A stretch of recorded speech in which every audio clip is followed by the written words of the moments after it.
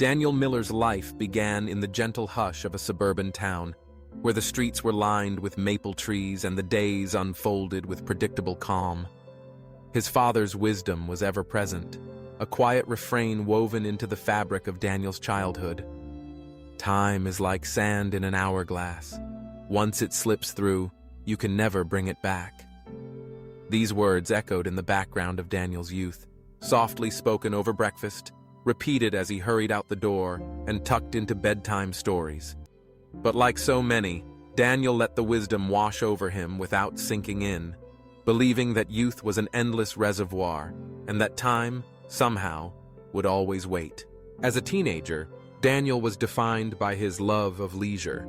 The mornings were for sleeping in, the afternoons for drifting through classes he barely attended. He would glance at the clock, shrug off responsibilities, and think, "I'll catch up later."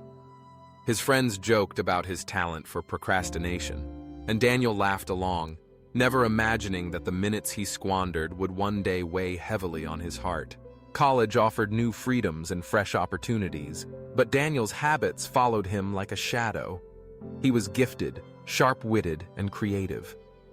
Professors saw sparks of brilliance in his essays and encouraged him to participate in research projects, offering him chances to learn, grow, and shine.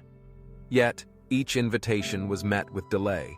Video games beckoned, social gatherings distracted, and Daniel missed deadlines, arriving late or not at all. The doors that opened for him closed just as quickly, and he watched as peers seized the moments he let slip away. Relationships suffered too. He promised his girlfriend a night at her favorite concert, tickets purchased months in advance, the anticipation building with every day. But when the evening arrived, Daniel canceled, complaining of exhaustion. The disappointment was palpable, and over time the connection faded, leaving Daniel with memories tinged with regret. Whenever his father gently reminded him about the value of time, Daniel brushed it off with a laugh. "Dad, I'm still young. I've got plenty of time." The words were a shield against uncomfortable truths, a way to push responsibility into some vague future. Years passed in a blur of missed chances and empty hours. Then, in the chill of a winter morning, everything changed. Daniel's father, always a figure of strength, fell ill.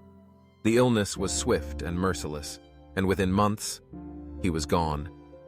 The loss left Daniel adrift, the silence of the family home echoing with memories and the advice he had so often ignored. Among the few possessions his father left behind was an hourglass, old, slightly cracked, and worn smooth from years of careful handling. On the wooden frame, Daniel found a carved inscription: "You cannot hold the sand, but you can choose how to use it." That night, Daniel sat alone, watching the sand slip through the glass, each grain a moment gone, irretrievable. For the first time, the weight of his father's words settled on his shoulders, heavy as grief. The hourglass became a talisman, a reminder that every second was precious. Daniel resolved to change. He began to rise early, mapping out his days with purpose. Excuses that once defined him were replaced by determination. He cut back on distractions and poured his energy into pursuits that mattered, writing stories, reading widely, and reaching out to those he cared about. As Daniel learned to value time, he discovered that life itself became deeper and more meaningful. Simple moments, breakfasts with his mother, conversations with his siblings, quiet walks at dusk, were transformed by his presence and attention. The words he wrote felt alive, each sentence crafted with an awareness that every minute was an opportunity, not a burden. Change was not easy. The old habits tugged at him, tempting him to slip back into comfort and delay. But the hourglass was always there, a silent witness to his transformation. Whenever he felt himself falter, he remembered his father's lesson. Time is not yours to keep. It is yours to use. Gradually, Daniel's discipline paid off. He published his first articles, then his first book, a collection of reflections on life and the passage of time. Readers responded with gratitude, moved by his honesty and insight. Invitations arrived from schools and conferences, and Daniel found himself sharing his story with audiences eager for inspiration. Despite his success, Daniel remained humble. When asked about his achievements, he always replied, "I am not special. I simply learned not to waste the sand in my hourglass." His message resonated with people of all ages. Students studied harder, parents spent more time with their children, and workers revived old dreams, all inspired by the possibility of living more intentionally. Years later, Daniel became a respected author, known not just for his words, but for the hourglass he carried everywhere. At each event, he held it up for all to see and spoke with conviction. Every grain of sand is a moment of life. You can't stop it, you can't rewind it, but you can decide whether those grains are wasted or turned into something meaningful. Daniel's story spread far beyond the boundaries of his hometown. It became a source of strength for thousands, a gentle nudge to appreciate the fragile beauty of each day. His father's lesson lived on, not only through Daniel, but through every person touched by his wisdom. And so, the legacy endured.